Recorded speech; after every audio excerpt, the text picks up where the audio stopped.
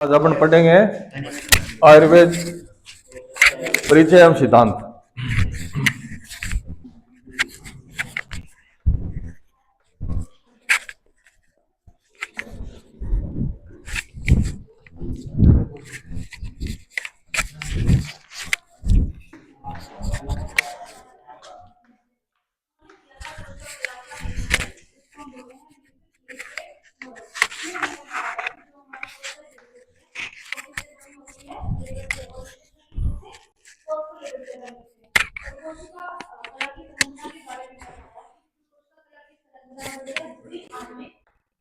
आयुर्वेद परिचय एवं सिद्धांत में आज का अपना मुख्य टॉपिक है विपाक।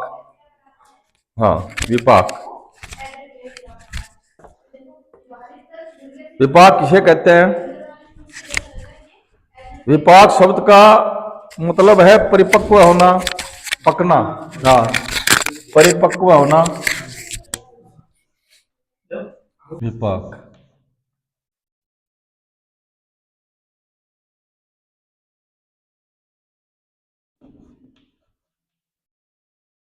परिपक्व होना,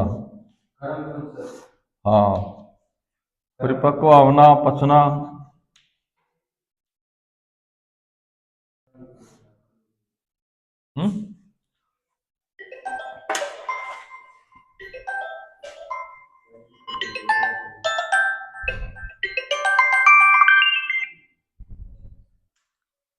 आवाज फुल है यार।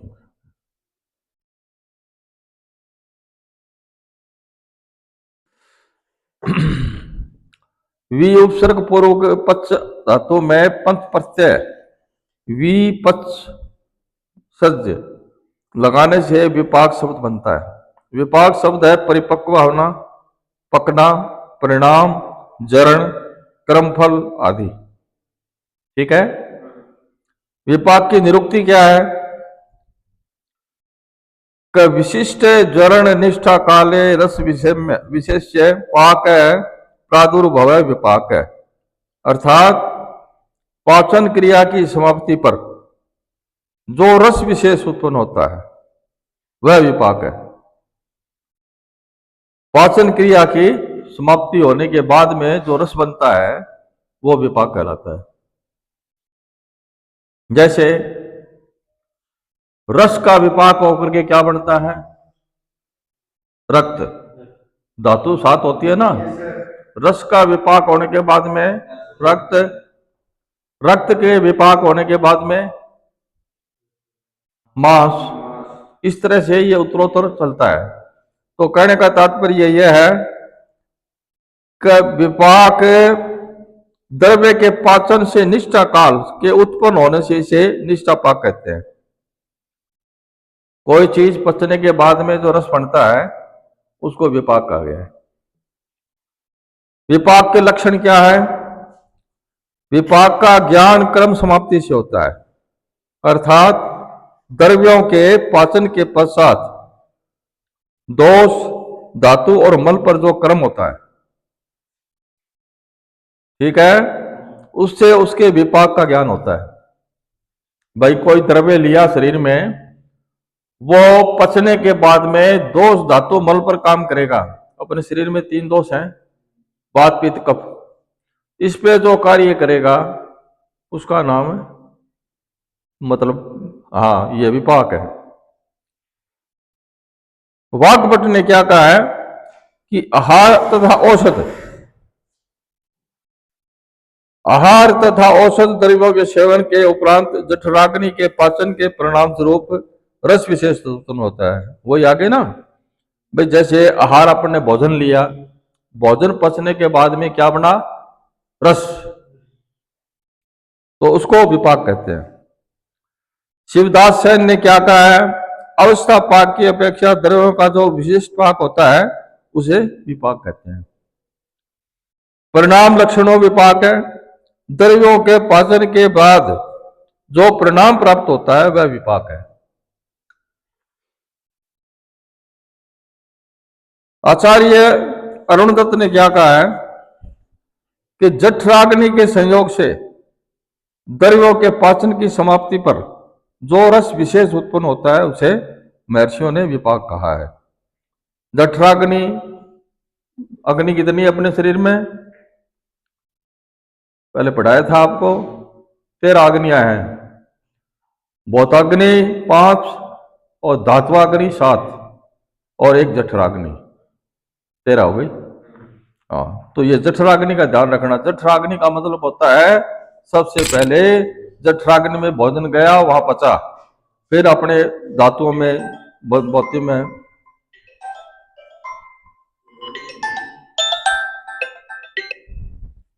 Hello, good morning. हाँ जी, बोलो।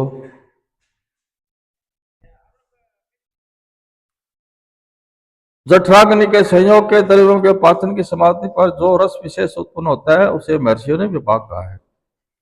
द्रव्यों के पाचन के बाद उसके स्वरूप में जो परिवर्तन होता है वह विपाक है। विपाक में द्रव्यगत रसों का शोषण के बाद शरीर सात्यमीकरण हेतु परिणमन होता है। भुक्त द्रव्यों के पाचन के फलस्वरूप सार रूप में आद्य रस धातु किट रूप में मल पुरुष में परिवर्तन होता है। आद्य रस धातु मधुर, अम्ल, लवण, कटु, गुरु तथा लघु गुण से युक्त होता है। ठीक है। अवस्था पाक, निष्ठा पाक, ये क्या है? आयुर्वेद में भुक्त द्रव्यों के पाचन की 2 अवस्थाएं होती है, एक तो अवस्था पाक, एक निष्ठा पाक। अवस्था पाक खाए हुए द्रव्यों का महास्रोत के विभिन्न स्थानों पर जो परिवर्तन होता है उसे अवस्था पाक कहते हैं। अवस्था मतलब क्या है कि जैसे भोजन किया, भोजन करने के बाद में महास्रोत, महास्रोत पहले बताया आपको, महास्रोत किसको कहते हैं? अपने यहां गले मुख से लेकर के गुदा पर्यंत जो एक नाड़ है ये पूरा, उसको महास्रोत कहते हैं। ठीक है। तो अब इसमें यही लिखा है कि आयुर्वेद में अवस्था पाक और निष्ठा पाक। अवस्था पाक क्या है? खाए हुए द्रव्यों का महास्रोत के विभिन्न स्थानों पर, महास्रोत मतलब मुख से लेके गुदा तक, जहां विभिन्न स्थानों पर जो परिवर्तन होता है उसे अवस्था पाक कहते हैं। जैसे रस है तो रस अपने खाना खाने के बाद में रस विपाक के बाद रस पे उत्पन्न होगा, रस पूरे शरीर में जाएगा तो महास्रोत में जाएगा। वो भी महास्रोत में जाते जाते मतलब खून के अंदर मिक्स होगा। ठीक है। ये रक्त, ये धातु है ना, ये धातु बनेगी रस, रक्त, मांस, मेद, अस्थि, मज्जा, शुक्र, तो इन अवस्था में जाएगा वो रस। अच्छा, अब उसके बाद में खाए हुए आहार को आदान करता ग्रहण करने वाले प्राणवायु कोष्ठ अमाशय में ले जाती है। अमाशय में जब अन्न प्रविष्ट होता है, अमाशय किसे कहते हैं? सबसे पहले खाना खाएंगे तो लेफ्ट साइड में अमाशय होता है, स्टोमक, वहां जाएगा वो। ठीक है। अमाशय में जब अन्न प्रविष्ट होता है तब अमाशय स्थित द्रव, ये द्रव्य नहीं है, ये द्रव है। आप लिक्विड बोल रहे थे ना उस दिन, ये द्रव है। कलेदक कफ द्वारा उसका संघात, कड़ापन, छिन्न भिन्न हो जाता है। जैसे ही अपन ने भोजन किया, स्टोमक में जाते ही उसका क्या है? कलेदक कफ के द्वारा संघात, कड़ापन, उसको जो कड़ापन है ना वो छिन्न भिन्न हो जाता है तथा कलेदक कफ से वर्तमान संयांश से वह आहार कोमल हो जाता है। वो आहार कोमल हो जाता, नरम हो जाता है मतलब। फिर समान वायु से प्रेरित उदर की अग्नि, पाचाग्नि, उदर की अग्नि कौन सी है? पाचकाग्नि, प्रबल होकर उचित समय पर सम मात्रा में खाए हुए उस अन्न को आयु की वृद्धि के लिए उचित रूप से पचाती है, वो वहां पचाती है। जिस प्रकार एक पात्र में चूल्हे के ऊपर रखा हुआ जल तथा चावल को पकाकर बाह्य अग्नि भात को पकाती है। ठीक है।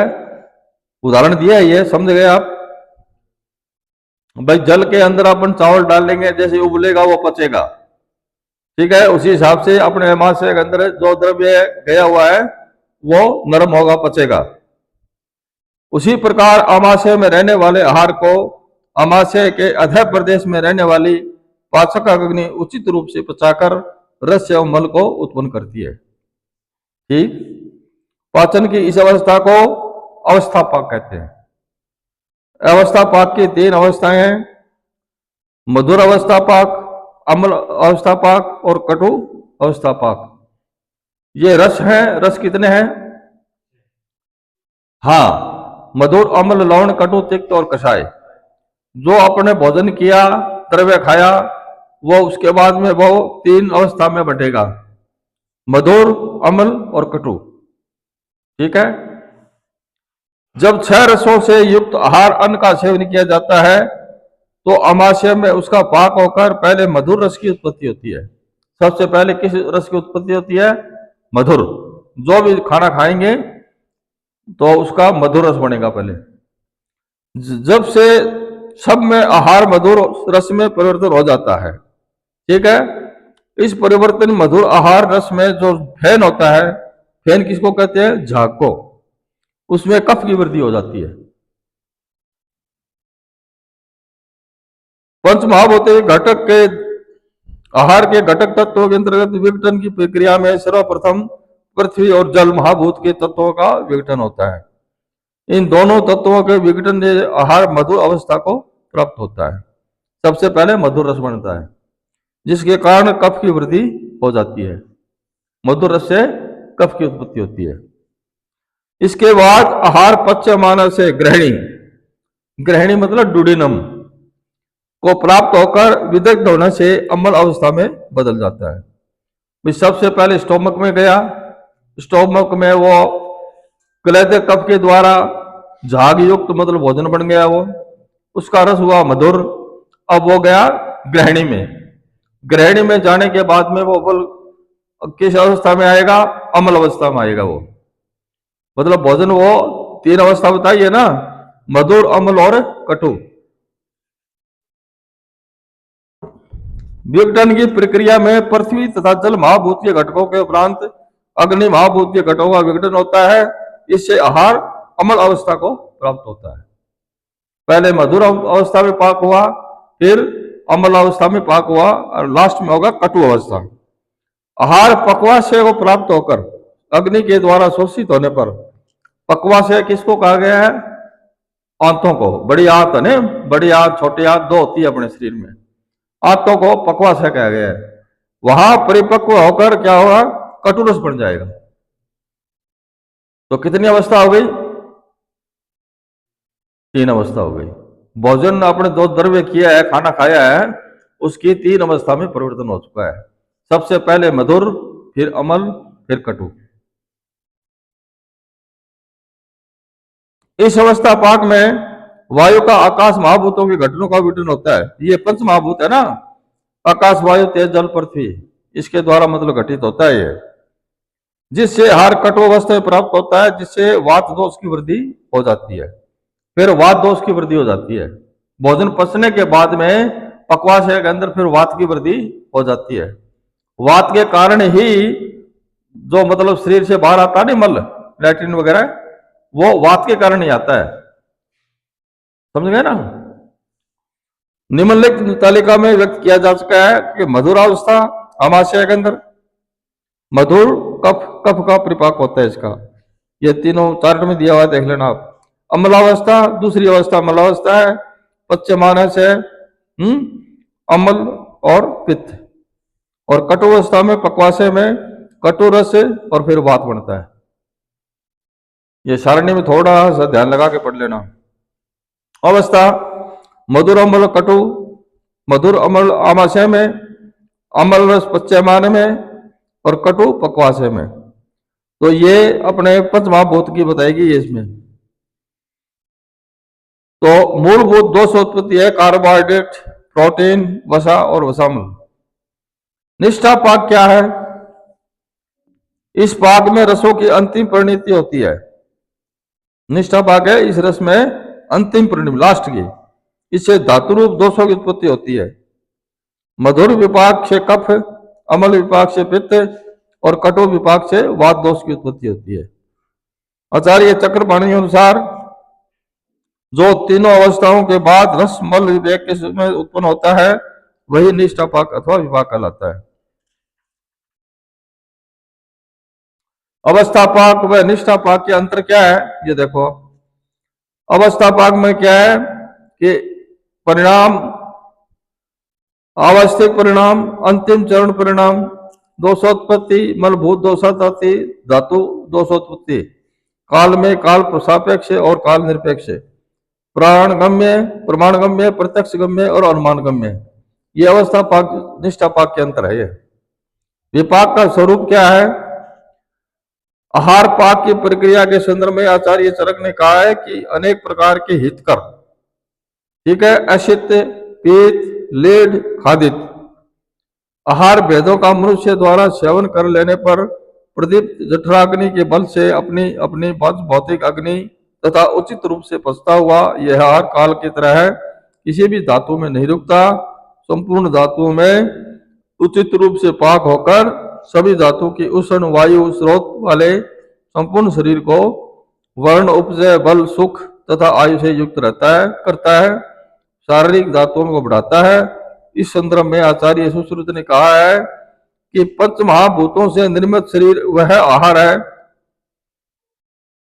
इस आहार का जठराग्नि द्वारा पाचन होने के बाद अपने अपने अंश, पार्थिव भाग पृथ्व्यांश का, आप्य भाग आप्य का, आग्नेय भाग आग्नेय का, वायु का नाभस और नाभस भागांश को पोषित करता है। चीज वही है जो अपने शुरू में पढ़ी है ना, वही चीज आचार्यों ने अलग अलग अपना मत दिया है। वाग्भट क्या कहता है कि जठराग्नि द्वारा पाचन के परिणाम स्वरूप जो रस उत्पन्न होता है उसे विपाक कहते हैं।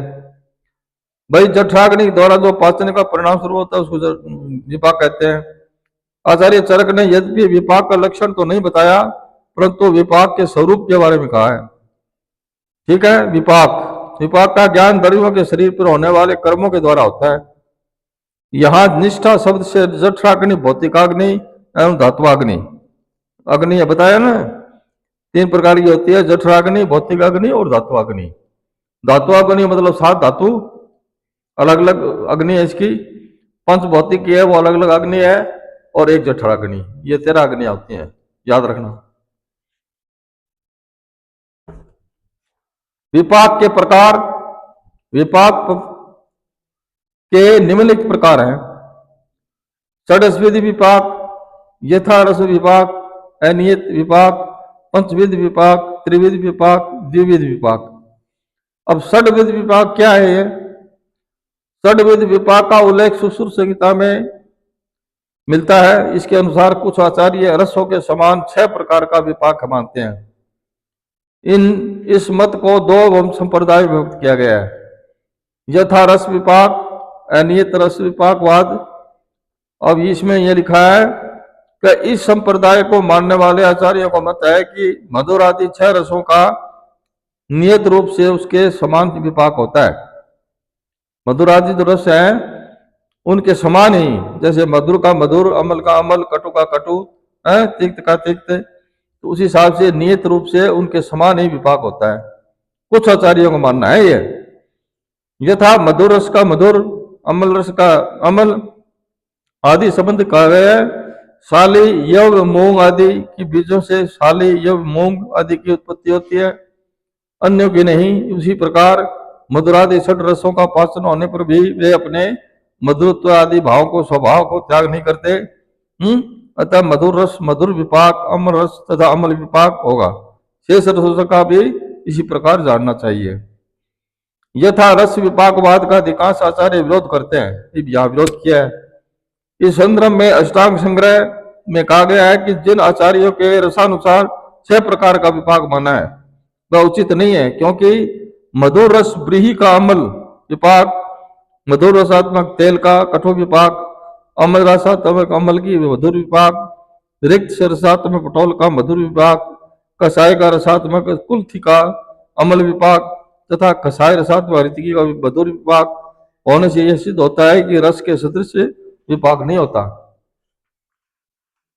रस के सदृश विपाक नहीं होता। यथा रस विपाकवाद का आचार्य नागार्जुन ने भी विरोध किया है। उनका कथन है कि रस विपाक के लक्षण भिन्न भिन्न है। रस का ज्ञान आस्वादन से होता है। रस का ज्ञान आस्वादन किसको कहते हैं? जीवा के द्वारा स्वाद लेना। होता है, भाई जीवा के द्वारा ही तो मालूम पड़ेगा कौन सा रस है। तथा प्रत्यक्ष गम्य तथा विपाक का ज्ञान परिणाम काल में प्रकट होता है, अनुमान गम्य नहीं, अनुमान गम्य है। इस संप्रदाय को मानने वाले आचार्यों का मत है कि विपाक काल में प्रबल रस दुर्बल रस को दबा देता है तथा जो प्रबल रस होगा उसी का विपाक होगा। 6 रसों के 6 विपाक होते हैं, किंतु किस रस का कौन सा विपाक होगा यह निश्चित नहीं है, क्योंकि किस रस की प्रबलता कब होगी यह कहना असंभव है। इस संदर्भ में केवल इतना ही कहा जा सकता है कि जिस प्रकार रस की प्रबलता अनिश्चित है, उसी प्रकार विपाक की भी अनियत है। अनियत विपाक को आचार्य स्वीकार नहीं करते हैं। अनियत विपाक षड्विश विपाक का ही एक भेद है तथा यथा रस विपाकवाद में 2 दोष मानने में है, वही दोष इससे मानने भी है। विज्ञान में अनियत का कोई स्थान नहीं है। यदि विपाक की सत्ता अस्वीकार करते हैं तो उसे नियत तथा व्यवस्थित होना चाहिए। पंचविध विपाक क्या है कि शरीर में पंच महाभूतात्मक आ गया ना, पंच महाभूतात्मक, तथा आहार भी पंच महाभूतात्मक है। आकाश वायु तेज जल पृथ्वी, 5 प्रकार की अग्नियां, इसके भूतों की जो अग्नि है ना वो 5 प्रकार की है ना, अपने अंश का पाचन करके अपने अपने गुणों को बढ़ाती है। तथा पंचविध द्रव्यों का विपाक भी 5 प्रकार का होता है, पार्थिव, आप्य, वायव्य, आग्नेय और नाभस। ये पंच महाभूत है ना, पंच महाभूतात्मक ही विपाक है। चरक ने पंचविध विपाक का संकेत ग्रहणी प्रकरण में किया है। शरीर में 5 प्रकार की अग्नियां होती हैं जो अपने अपने तत्वों का पाचन करके अपने अपने तत्वों का पोषण करती है। जैसे पार्थिव अग्नि पार्थिव तत्वों के पाचन, यह भूताग्नि कहेगी ये तथा पोषण करती है। शेष अग्नियां भी अपने अपने अंश का पाचन व पोषण करती है। पंचविध विपाक द्विविध विपाक का ही एक रूप है। पंचविध विपाक महाभूतों पर प्रत्येक प्रत्येक विचार करने से उत्पन्न होता है। इस संबंध में आचार्य सुश्रुत ने सूत्र सिद्धांत में कहा है कि पृथ्वी तथा जल महाभूत से गुरु, तेजस वायव्य नाभस भावभूतों से लघु, अतः गुणों के आधार पर गुरु व लघु विपाक माने गए हैं। पंचविध विपाक द्विविध विपाक दोनों ही प्रत्येक विभाग के रूप में है। त्रिविध विपाक क्या है? आत्रेय संप्रदाय के आचार्य ने 3 प्रकार का विपाक माना है। विपाक के 3 प्रकार होते हैं, कहीं तो 5 प्रकार बताया है, कहीं 3 प्रकार बताए हैं, कभी 7 प्रकार बताए हैं। ये अलग अलग आचार्य है ना, ये अपने मत देते हैं। ये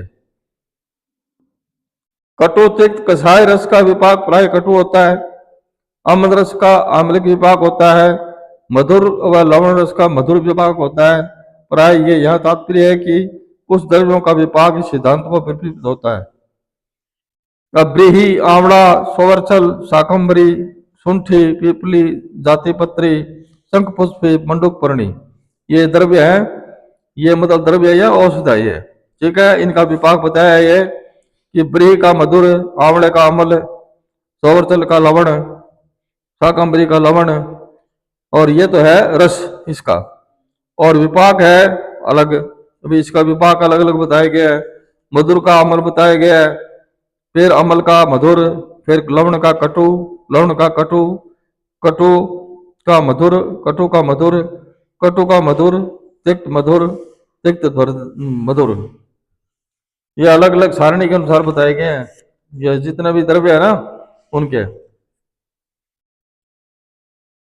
विभीतिक का कषाय, हरितकी का कषाय रस प्रधान है। कुलथ्य का कषाय, गुड़ुची का वितिक्त कषाय, मत्स्यादि का तिक्त कषाय, दुर्वा कषाय मधुर, एला का कटु मधुर, अश्वगंधा का तिक्त कषाय मधुर, कुष्ठ का तिक्त कषाय मधुर, कमल का कटु तिक्त मधुर, यवाक मधुर तिक्त कषाय, पुनर्नवा मधुर तिक्त कषाय, विधारा कटु तिक्त कषाय, बल्लातक का कटु तिक्त कषाय, कुमुद का कटु तिक्त मधुर, सिपरी का कटु कषाय तिक्त। ये विपाक है अलग अलग, सब मधुरी है लगभग इनके। रसों के 3 विभाग होते हैं। अमल का रस अमल, कटु का रस कटु, और मधुर का लवण तिक्त कषाय रस का मधुर, विपाक होता है। इसमें 3 विपाक बताए गए हैं। मिश्रित रसों का मिश्रित विपाक होता है। मिश्रित द्रव्य होते हैं ना, उनका मिश्रित विपाक होगा। जैसे अपन ने मधुर, अम्ल, लवण तीनों चीज खा ली साथ में, तो उनको तीनों का विपाक होगा, मधुर, अम्ल और लवण। इनका प्रश्न यह है कि जिन विद्वानों का यह पक्ष है कि कटु, तिक्त, कषाय रस का विपाक कटु होता है, उनके विचार से तिक्त, कषाय रस पित्त को शांत करने में कैसे सक्षम हो सकते हैं। पराशर द्वारा कथित तिक्त व कषाय रसों का मधुर विपाक को स्वीकार करना संभव नहीं है, क्योंकि तिक्त व कषाय रस प्रधान द्रव्य शीत, वीर्य, पित्त का शमन करते हैं। विभिन्न विपाक निर्दोष में आधारित है। द्रव्यों का सेवन करने के बाद अवस्था पाक, निष्ठा पाक होता है। निष्ठा पाक में मधुर, अम्ल, लवण, कटु रस में परिणति होती है, जिसमें वात, पित्त, कफ की रस क्षय तथा वृद्धि होती है। मधुर विपाक से कफ की वृद्धि, वात का शमन। अम्ल विपाक से कफ, पित्त की वृद्धि, वात का शमन। कटु विपाक से पित्त, वात की वृद्धि और कफ का शमन। शमन किसको कहते हैं? उसको शोषण करना, मतलब शमन का मतलब है तो उसको शांत करना। विपाक के निष्पत्ति में दोष के कारण बताए गए हैं। कफ व कफवात की वृद्धि मधुर विपाक होता है। कफ व पित्त की वृद्धि अम्ल विपाक होता है। वात व वात पित्त की वृद्धि कटु विपाक होता है। आत्रेय संप्रदाय के त्रिवेद विपाक का धर्मांतरी संप्रदाय के आचार्य खंडन करते हैं कि इस संदर्भ में आचार्य सुश्रुत ने सूत्र स्थान में कहा है कि कुछ आचार्य मधुर, अम्ल, कटु विपाक मानते हैं। ये ठीक नहीं है, क्योंकि पित्त का प्राकृतिक रस कटु होता है, यह विकृत होकर अम्ल हो जाता है। अम्लता अव्यवस्थित अवस्था में प्राकृतिक नहीं है। विपाक का निर्धारण प्राकृतिक रस से आधार पर किया जाता है। यदि विकृत रस का आधार निर्धारण किया जाता है तो कफ भी विदग्ध होकर लवण हो जाता है। इसलिए लवण विपाक मानना चाहिए, परंतु आप्तोपदेश प्रमाण इसे स्वीकार नहीं करता। आचार्य नागार्जुन ने भी विविध त्रिवेद विपाक का खंडन किया है। त्रिवेद विपाक को नहीं मानने में निम्न युक्तियां कही है। काल की दृष्टि से, गुण की दृष्टि से और रस की दृष्टि से। काल की दृष्टि से द्रव्यों के पाचन काल पर विचार किया जाए तो कुछ द्रव्य शीघ्रता से पचते हैं तथा कुछ देर से। इसलिए विपाक 2 प्रकार का होता है, चिरकालिक गुरु विपाक तथा अचिरकालिक लघु विपाक। गुण की दृष्टि से गुरु विपाक तथा लघु विपाक 2 ही विपाक होते हैं। रस की दृष्टि से 2 ही विपाक होते हैं, मधुर विपाक तथा कटु विपाक। महाभूतों में पृथ्वी तथा जल के संयोग से मधुर विपाक तथा वायु, अग्नि के आकाश से कटु विपाक होता है। त्रिदोष के अनुसार वात, पित्त, कफ का रस कटु तथा कफ का रस मधुर होता है। कटु विपाक वात, पित्त वर्धक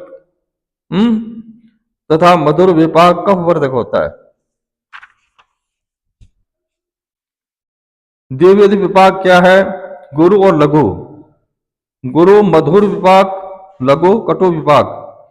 द्रव्यों के विपाक काल में गुरु तथा लघु गुणों का प्रादुर्भाव होता है। इस संदर्भ में कहा गया है कि जिन पच्यमान द्रव्यों में पृथ्वी तथा जल महाभूत की अधिकता होती है उनका विपाक मधुर होता है, तथा जिन पच्यमान द्रव्यों में तेज, वायु तथा आकाश महाभूत गुणों की अधिकता होती है उसका विपाक कटु होता है। आयुर्वेद शास्त्र में मधुर तथा कटु 2 ही विपाक माने हैं, मधुर विपाक का गुरु तथा कटु विपाक का लघु। ये गुरु लघु के हिसाब से माना है। महाभूत है पृथ्वी, जल गुरु, और तेज, वायु, आकाश है, यह है लघु। आचार्य नागार्जुन ने भी 2 प्रकार के विपाक माने हैं। क्या कौन से? शीत, स्निग्ध, गुरु, पिछल, ये गुरु है, और तीक्ष्ण, रुक्ष, लघु, विशद, ये लघु है। द्विविध विपाकवादी संप्रदाय के आचार्य नागार्जुन के परिणाम लक्षणों विपाक है। कहा है, इनका मत है कि आहार का परिणाम 2 प्रकार का होता है। कुछ द्रव्य शीघ्रता से परिचित होते हैं तथा कुछ देर से। आहार के परिणाम की द्विविधता के आधार पर द्विविध विपाक सिद्ध होता है। आचार्य ने द्विविध विपाक के समर्थन में 2 उदाहरण दिए हैं। अवस्थापाक को पुष्ट करते हैं। विपाक जठराग्नि तथा भौतिकाग्नि क्रिया के बाद संपन्न होता है। अतः नागार्जुन की उक्त विपाक के संदर्भ में असंगत है। विपाक का ज्ञान दोष धातु मलों पर क्रिया के आधार पर किया जाता है। द्विविध विपाक क्या है? महाभूत पर आधारित, त्रिदोष आधारित गुण के अनुसार, रस के अनुसार, गुरु मधुर लघु कटु के अनुसार, मधुर कटु के अनुसार, मधुर व कटु शब्द गौण स्वरूप से लक्ष्य है मधुर। तात्विक दृष्टि से दोनों में विशेष अंतर नहीं है। आचार्य चरक ने पित्त का प्राकृतिक रस अम्ल कटु बताया है, परंतु आचार्य सुश्रुत कटु रस मानते हैं तथा पित्त की विदग्धावस्था में रस को स्वीकार करते हैं। प्राकृतिक रस के आधार पर विपाक का निर्धारण किया जाता है। इसी प्रकार से चरक ने अम्ल विपाक माना है, उस सूत्र नहीं। अम्ल विपाक के संबंध में कुछ आचार्य इसका अंतर्भाव मधुर गुरु विपाक में तथा कुछ आचार्य कटु विभाग में करते हैं। आचार्य चरक ने गुणों की दृष्टि से मधुर विपाक को गुरु तथा कटु विभाग को लघु माना है। टीकाकारों ने गंगाधर व यादव जी अमल विपाक को लघु मानते हैं, परंतु शिवदास सेन इसे गुरु मानते हैं। इस स्थिति में समन्वय करना कठिन है। भाई ये अलग अलग आचार्य नहीं, अलग अलग मत मान रहे हैं इनके। आचार्य चक्रपाणी के रस विपाकवाद में समन्वय करने का प्रयास किया है। मधुर गुरु, अमल को लघु, कटु लघु। विपाक के गुण क्या है? विपाक के गुण है स्निग्ध गुण वाले रस है। मधुर, अम्ल, लवण ये तीनों रस स्निग्ध भाव से और वात मूत्र पुरुष को निकालने में हितकर माने गए हैं। रुक्ष गुण वाले कटु, तिक्त, कसाय ये तीनों रस रुक्ष होने से वात मूत्र पुरुष शुक्र को कठिनता से निकालने वाले कहे गए हैं। गुरु गुण वाले रस मधुर विपाक का गुण गुरु होता है। लघु गुण वाले रस कटु तथा अमल विपाक का गुण लघु होता है। मधुर का क्या है? स्निग्ध गुरु, अम्ल का स्निग्ध लघु और कटु का रुक्ष लघु। विपाक के कर्म, विपाक के कर्म क्या है? कटु विपाक के द्रव्य शुक्र क्षय कारक, कटु है ना वो शुक्र क्षय कारक होता है। मूल व मूत्र को बांधने या रोकने वाले तथा वात का प्रकोप करने वाले होते हैं। अम्ल विपाक के द्रव्य शुक्र का नाश करने वाले, मूत्र व अम्ल को निकालने वाले तथा पित्त प्रकोपक होते हैं। मधुर विपाक के द्रव्य अम्ल व मूत्र को निकालने वाले, शुक्र धातु को बढ़ाने वाले तथा कफ वर्धक होते हैं। ये नीचे सारणी दी गई है। गुरु विपाक वात पित्त सामक मल मूत्र कारक तथा कफ वर्धक होता है। लघु विपाक कफनाशक मलमूत्र को बांधने वाला होता है। विपाक का तारतम्य क्या है? द्रव्यगत रसों में जिस प्रकार मधुर, मधुरतर, मधुरतम, अमल, अमलतर तथा अमलतम माना जाता है, उसी प्रकार विपाक में भी तारतम्य पाया जाता है। मधुर विपाक क्या है? मधुर रस का विपाक उत्तम तथा लघु रस का विपाक अवर होता है। इस संबंध में आचार्य गंगाधर ने क्या कहा है कि मधुर रस का मधुर विपाक मल मूत्र सारक शुक्रवर्धक कफवर्धक उत्तम होता है। लवण रस का मधुर विपाक मधुर मूत्र सारक में अल्प तथा शुक्र व अमलवर्धन में अम्ल होता है। अम्ल विपाक क्या है? अम्ल रस का अम्ल विपाक मध्यम होता है, ज्यादा गुणवान नहीं होता। आचार्य गंगाधर ने यह कहा है